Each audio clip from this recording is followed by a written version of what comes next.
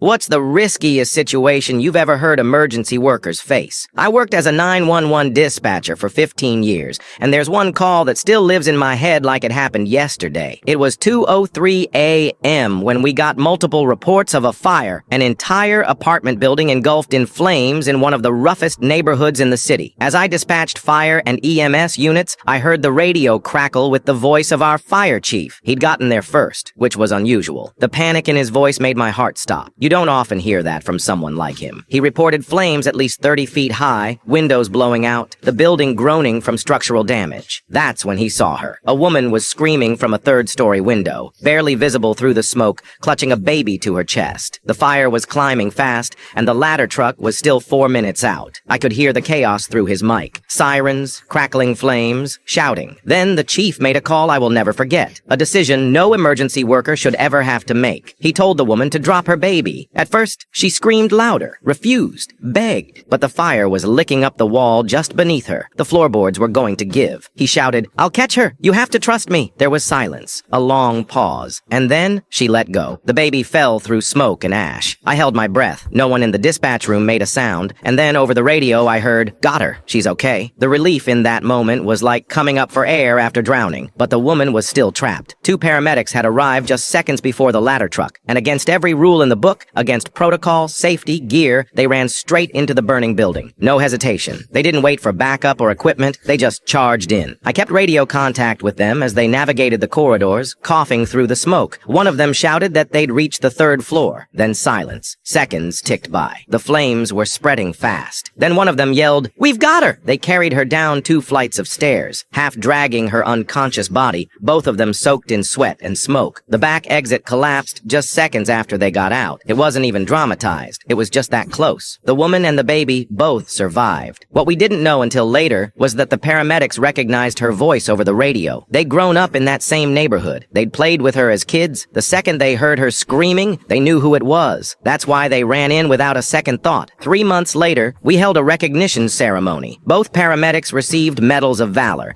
The woman showed up holding her baby, both healthy. She walked right up to those 2 men and hugged them like she would never let go. She whispered something in their ears, quiet, but powerful enough that both of them started crying. I'd never seen them cry, not even after the worst calls. I found one of them afterward and gently asked what she said. He looked at me and said, "She told us, you saved more than you know. I was going to end everything that night. The fire wasn't an accident. She hadn't meant to survive. She'd planned to end her life and take her child with her. But those men didn't just pull her out of a burning building. They gave her a second chance she hadn't asked for and didn't think she deserved. They saved 2 lives that night."